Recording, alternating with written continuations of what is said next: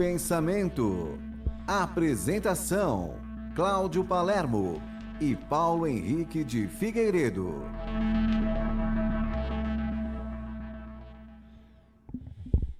Olá, você que nos acompanha, estamos começando mais um Livre Pensamento. Muito obrigado aí você que nos acompanha. Vamos juntos. Aqui, Paulo Henrique de Figueiredo. Paulo, tudo bem contigo?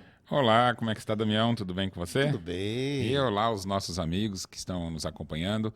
Vamos recuperar Kardec, recuperar Opa. a sua palavra. Falando de Kardec, Paulo, é uma curiosidade que vamos dividir com as pessoas. Eu adoro, pessoalmente, eu gosto do livro do Marcel Souto Maior, a Kardec e a Biografia. O que a gente tem, né, como noção para esse ano de 2018, toda uma expectativa, é que o filme fique pronto, o filme Kardec e a Biografia, que vai ser feito baseado nesse livro, no livro do Marcel Souto Maior.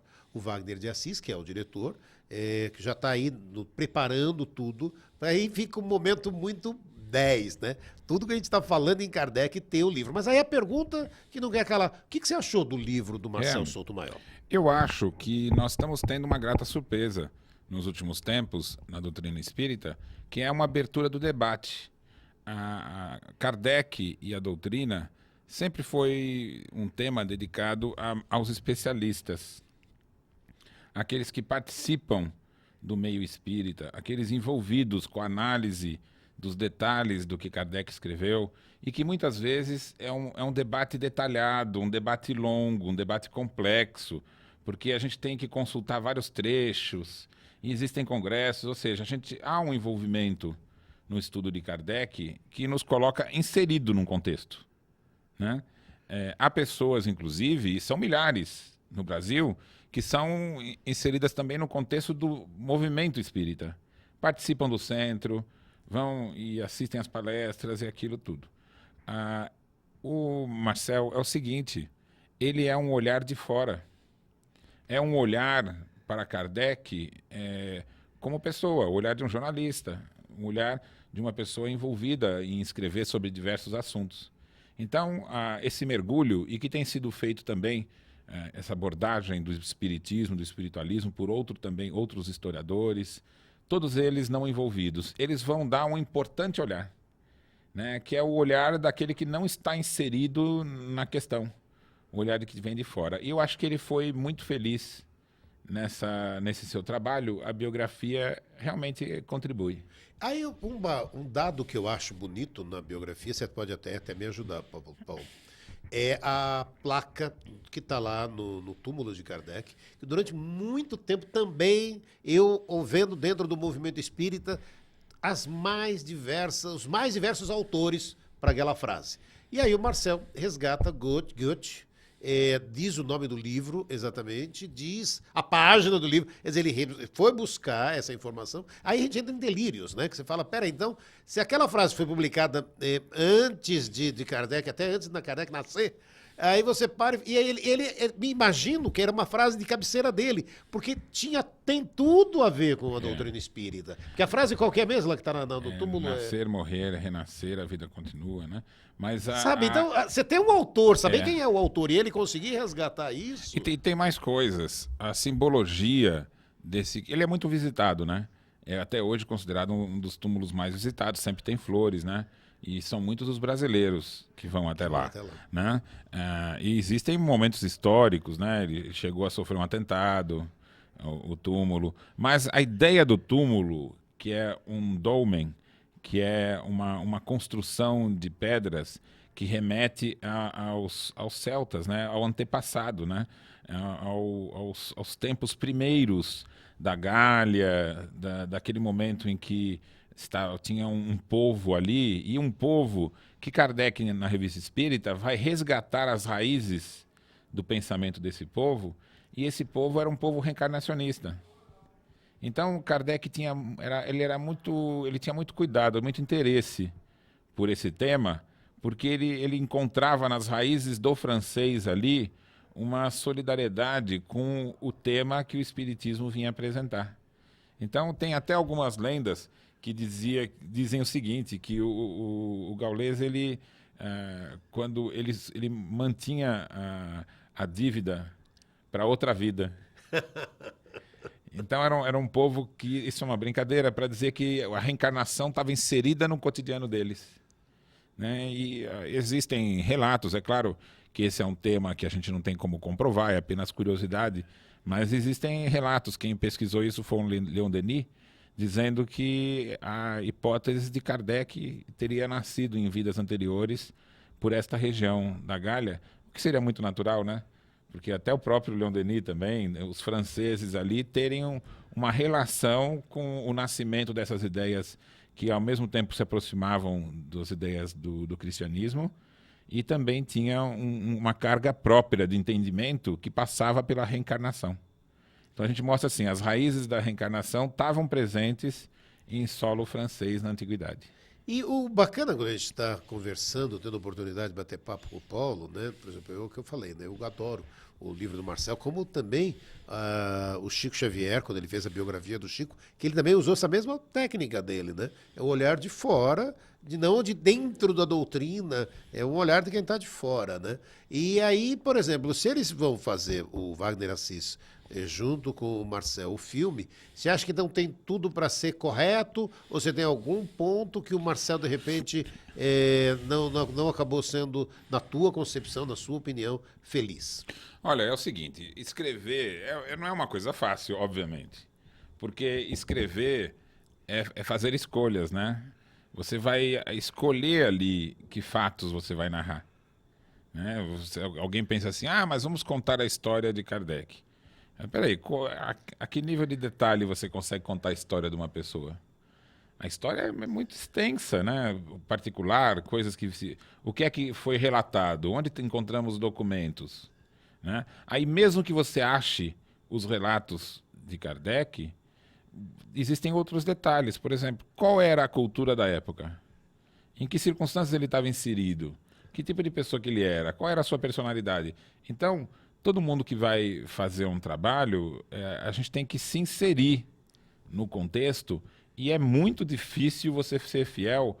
E também existe uma outra coisa que é a seguinte, quando você escreve e publica, o livro deixa de ser seu. Sim. Porque enquanto você pode modificá-lo no processo da escrita, na correção, na revisão, é seu livro. Ninguém leu ainda e você ainda não terminou. Então você tá até a hora que ele publicou, até a próxima edição é do leitor. Sim. Porque aí é o leitor que vai se apropriar daquele livro e vai entender a sua maneira. Então eu acho isso bonito, né? Porque o escritor ele se completa no leitor, né? Sim. Porque vai ser apreciação. Quando você escreve, você imagina o que é que vão entender daquilo que você está escrevendo. Mas você não sabe exatamente. Então só o contato do leitor com o livro é que faz ele se completar. Quando eu li o livro do Marcel, eu vi o seguinte, não é só dele, uma opinião comum. Eu encontrei uma descrição de que ele teria sido um cientista cético. O Kardec.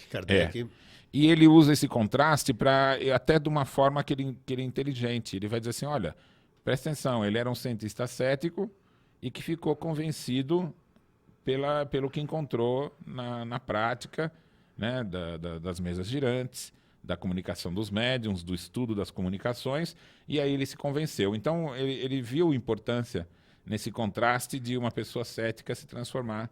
Né? E isso, em verdade, tem sido muito repetido, não só por ele. Eu já vi isso em muitos artigos, em outros livros, qualificar Kardec como cético.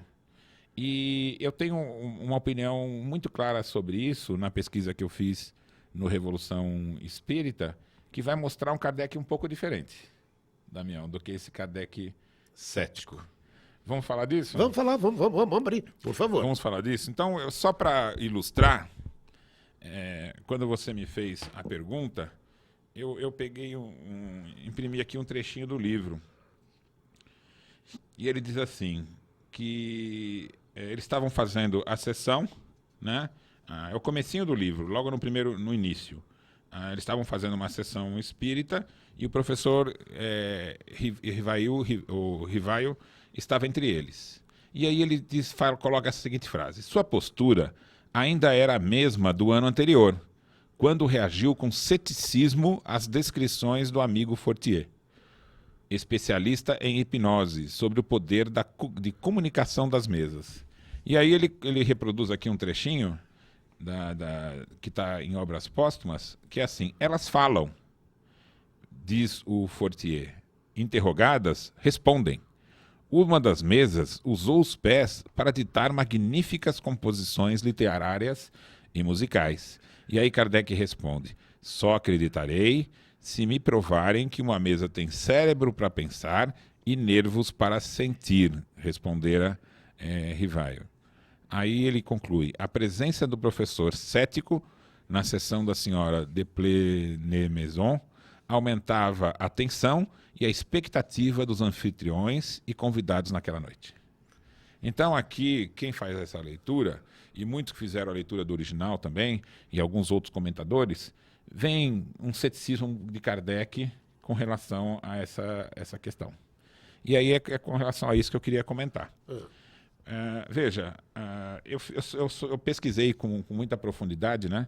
E fizemos junto com o Dr. Álvaro Glerian a tradução das obras de Franz Anton Mesmer, que foi o criador da ciência do magnetismo animal, que Kardec estudou por 35 anos. Então nós temos um período pré-Kardec, um período que o espiritismo teve o seu surgimento e o seu crescimento na França, e Kardec vivenciou esse movimento do magnetismo animal, e ele mesmo relata, antes de iniciar a pesquisa espírita, ele já vinha pesquisando o magnetismo por 35 anos. Então ele diz assim, estudando todos os detalhes do fenômeno sonambúlico.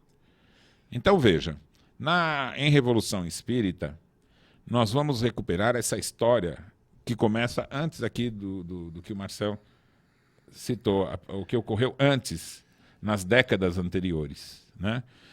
E se juntar o livro Revolução Espírita com Mesmer, nós vamos ter desde de 1870, quando o Mesmer começou a divulgar o magnetismo animal, ou seja, é um período longo, né? Então, o que acontece? Na época de Kardec e na época do Espiritismo, poucos sabem, mas o meio acadêmico era muito diferente da do atual. Tá. Porque hoje, se eu perguntar para você, como são as ciências? Elas são espiritualistas ou materialistas? Tem as duas. Mas na universidade? Na universidade, o ensino... É materialista. E não importa qual curso. Sim. Se for de medicina, num curso de qualquer um, de física, e até nas ciências humanas. Certo. O que ocorre é o seguinte, na época de Kardec e antes dele, desde 1830, em Sorbonne, na França, a universidade estava dividida. Nas ciências naturais, biologia, química, física, e entre as ciências naturais estava inserida a medicina. Todo esse grupo tinha uma orientação materialista. E nas ciências que hoje chamamos ciências humanas, e que na época de Kardec chamava-se ciências morais, veja que termo diferente, né? Porque dizia assim, naquela época a palavra moral não era só ética, era também aquilo que advém do homem. Então, ciências naturais, fenômenos da natureza. Ciências morais, fenômenos ligados ao homem. Aí tinha história, direito e tinha também psicologia. Então, as ciências metafísicas, tudo isso que foi tema de pesquisa de Kardec, estudava-se na universidade. Tá.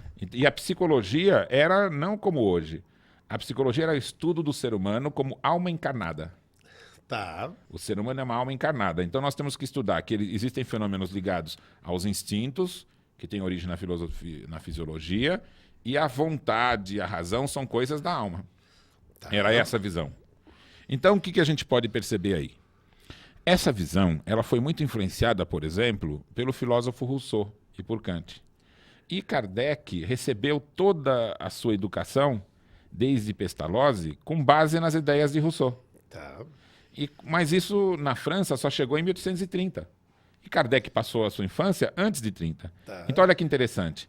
Antes de 30, a orientação era materialista na França. Kardec estava onde?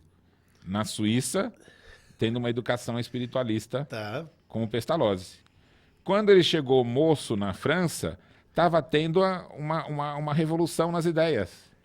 e as ciências humanas estavam se tornando espiritualistas. Então ele teve, olha que bonito que foi, a sua formação foi em Pestalozzi espiritualista. Tá. E quando a França se tornou espiritualista, foi onde ele se firmou como professor. Então a gente tem todas as referências de que Kardec sempre foi um cientista com formação espiritualista. Tá. Nunca foi um materialista nem um cético. Mas a gente precisa explicar essa passagem. É porque, na verdade, a hora que você fala cético, o que a gente também poderia até interpretar. Ele era cético com relação a algumas situações que estavam acontecendo. Né? Mas a gente tem que tá entender falando, então, de mesas o que girantes, significa o a postura dela cético. diante do que ocorreu. Porque ele só afirmar, hoje o cético, a palavra cético, está muito associada com a ideia de materialista. Tá, E quando a gente pensa em cientista, a gente já pensa em ceticismo e materialismo. tá. Então, o que a gente tem que saber? Que na época de Kardec haviam dois campos da ciência, um que era materialista, como hoje, e um que era espiritualista, que era as ciências humanas. E Kardec sempre atuou, toda a sua vida, inclusive enquanto espírita, no campo do que se chamava, na época, ciências morais ou ciências filosóficas. E a gente tem que saber hoje, essas ciências eram espiritualistas, nunca foram materialistas no período que Kardec viveu. Então, agora vamos ao trecho, né? Vamos lá. Você está com o livro... Obras Póstumas. Né? Que é um livro que a gente precisa tomar cuidado com tudo que está ali, porque Kardec não publicou. Mas esse trecho aqui é um trecho histórico, né? Que ele conta a sua iniciação. Tá. E aí ele vai dizer o seguinte, né? Qual foi o contato dele com as mesas girantes? E o Fortier, que foi o amigo que contou para ele em 54, disse assim: sabe que acabaram de descobrir no magnetismo, porque veja, ainda não tinha espiritismo. Tá. Era só a ciência do magnetismo animal.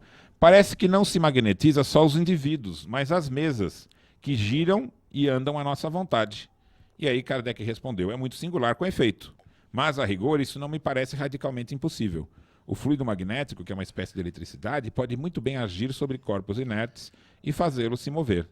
E aí ele deu a sua opinião, então, olha, então eu concordo. Então vamos entender a questão. O que era magnetismo? E o que era o efeito do magnetismo? O magnetismo se atuava por meio do passe, Damião. Tá. Então o passe, proposto por Mesmer, ele tinha duas finalidades. Uma delas era o processo da cura. Tá. Era um tratamento longo. Normalmente os passes levavam de 20 minutos, meia hora, às vezes até mais. E eles eram uma atuação do organismo saudável sobre o do doente. Sim. Né? De tal forma que o próprio indivíduo se curava. Esse era o processo. E como se dava isso? Por meio de passes, imposição de mãos, e algumas vezes chama-se passe por causa disso, um movimento. Tá. Né? Então, isso já era conhecido desde Mesmer. Só que Mesmer havia descoberto que o indivíduo, quando ele ficava durante um tempo sob a ação do magnetismo, ele entrava num sono profundo e não acordava. Ele despertava sem que os sentidos normais estivessem atentos. Tá. Então, se você colocasse uma agulha, ele não sentia dor. Tá. Se ele fechasse os olhos, ele continuava enxergando. Então, o que Mesmer tinha visto? Ele falou, bom, os 5 sentidos estão adormecidos. Isso Mesmer, no livro dele. E desperta o 6º sentido. Tá. Então, quando Mesmer descobriu que pelo passe colocava-se no estado sonambúlico, ele falou assim, o indivíduo tem um 6º sentido, que é a percepção das coisas direto pelo sistema nervoso, sem os olhos, sem os ouvidos. Então, são estados de vibração mais tênues, que depois isso e propôs a teoria do fluido universal, que vai ser muito usada por Kardec. Tá. Então, isso foi Mesmer. Tá. Aí Kardec estudou o passe durante muitos anos. Quando chegou em 54, olha o que o Fortier estava falando. Gente, as pessoas estão fazendo a experiência de dar o passe na mesa. Essa visão. E a mesa se mexe. Aí, então, o Kardec falou assim, mas espera aí, pode ser uma ação mecânica pela mesa, sobre a mesa. Isso eu não tenho dúvida nenhuma. Pode ser que o magnetismo tenha essa propriedade. Estamos falando com Paulo Henrique de Figueiredo e hoje, olha, estou aqui, José Damião, junto com o Paulo. Aí é curiosidade, né? Que é uma curiosidade minha também, de você que está nos acompanhando. Estamos aí falando sobre a obra, né? De Marcel Souto Maior, Kardec e a biografia, que para esse ano vira um filme, né?